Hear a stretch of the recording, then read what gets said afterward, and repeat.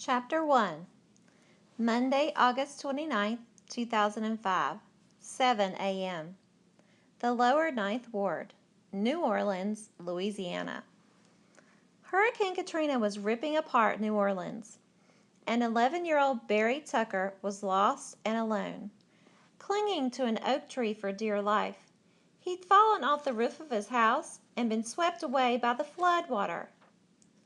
The raging current had tossed and twisted him, almost tearing him into pieces.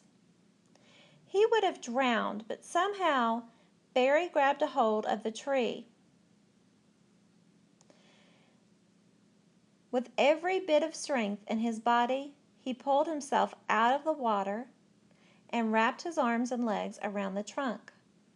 Now he was holding on with no idea what to do next.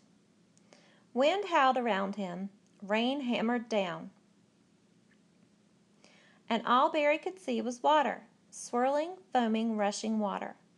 The water washed away his whole neighborhood. Pieces of it floated by in the dirty gray light. Barry saw jagged chunks of wood, shattered glass, a twisted bicycle, a refrigerator, a stuffed penguin, and a mattress covered with a pink blanket. He tried hard not to imagine what else was in that water, or what happened to all of his neighbors, and his mom and dad, and his little sister Cleo. What if they'd all fallen into the water too? What if... Wait! What was that sound? Was someone calling his name? Dad! Barry screamed. Mom! Cleo! Nope, it was just the wind, shrieking. Even the sky was terrified of this storm. Barry was shaking now, and tears stung his eyes. And then he heard a new sound, a crackling and groaning above the wind and rain. He stared in shock at what was floating in the water. A house, or what was left of it. One side was torn off. It moved through the flood slowly, turning. Its blown-out windows seemed to stare at Barry. The splintered wood looked like teeth in a wide-open mouth, and it was coming straight for him. Chapter 2. 21 hours earlier. August 28th, 2005, 10 a.m. The Tucker's house, the Lower Ninth Ward, New Orleans, Louisiana. Barry sat on the steps of his front porch. His best friend Jay huddled next to him. Jay wanted to see the drawing rolled up in Barry's hands. Show me, Jay said, leaning so close that Barry could smell egg sandwich on his breath. Barry elbowed him back, laughing. He knew Jay was excited. They both were. The next day was the deadline for Acclaim Comic Books Create a Superhero contest. For the past 3 weeks, Barry and Jay had been working nonstop on their creation. They came up with everything together. Their hero's name, his costume, even his secret star, which was the source of his amazing powers. But it had been Barry's job to draw him. He stayed up past midnight and the last 3 nights adding his finishing touches. Okay, Barry said, clearing his throat and standing up like an announcer facing an anxious crowd. This is the moment you've been waiting for, ladies and gentlemen. Meet Akivo! He unrolled the paper and watched Jay's eyes get wider behind his scratched-up glasses. Barry's cheeks heated up.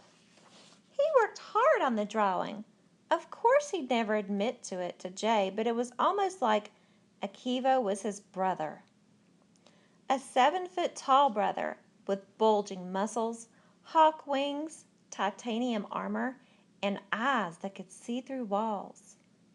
Jay rose to his feet. That's amazing, he said in a shocked whisper. The wings looked real, and that fire.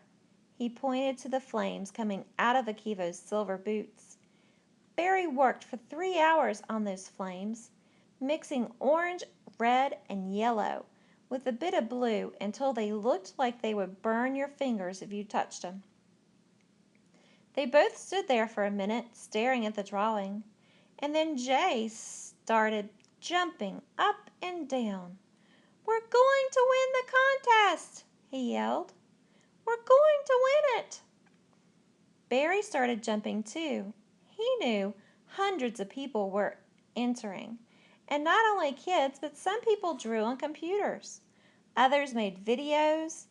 All Barry had were the colored pencils that Mom and Dad bought him for his last birthday. Still, Barry was a believer. He'd gotten that from his mom. And at that minute, Barry let himself believe. He and Jay just might win first place. A $250 prize to split, and the comic book starring Akivo that Acclaim would create. Barry and Jay loved comic books. They'd been collecting them since they learned to read. "We're going to be rich," Jay said. "And famous," said Barry. They were so busy jumping and dancing and hooting, they didn't notice Abby McKay and his killer dog Cruz watching from the sidewalk. Abe's laughter got their attention. Abe was a huge guy, almost twice the size of Barry.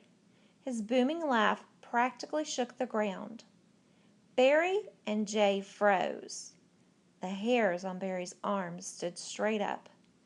Jay's cocoa skin turned gray, and Abe was in middle school, just a year younger than Barry and Jay. They used to all be friends, but Abe changed since his dad had gone away 2 years earlier. Now he and his grandma lived alone. The McKay's house used to be one of the nicest in the neighborhood. It was painted bright sky blue. Abe's grandma used to have a yard full of flowers. You could smell them a block away. But now the garden was dead, and the house was, well, just gloomy. Abe didn't go to school much anymore, and he started hanging around the older boys, whose vrooming motorcycles kept everybody up at night. And then there was his new dog. He looked like a big mutt.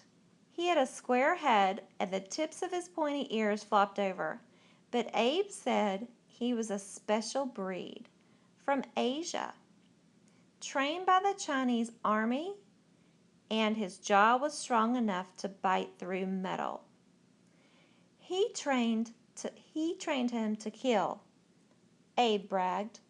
"On my command, he goes right for the neck, and one bite is absolutely all it takes." "Why'd you stop dancing?" Abe asked now, spitting on the sidewalk. "Cruz loves to dance." He bent down to unlock the dog's leash. "Go!" Abe shouted. "Go get him, Cruz."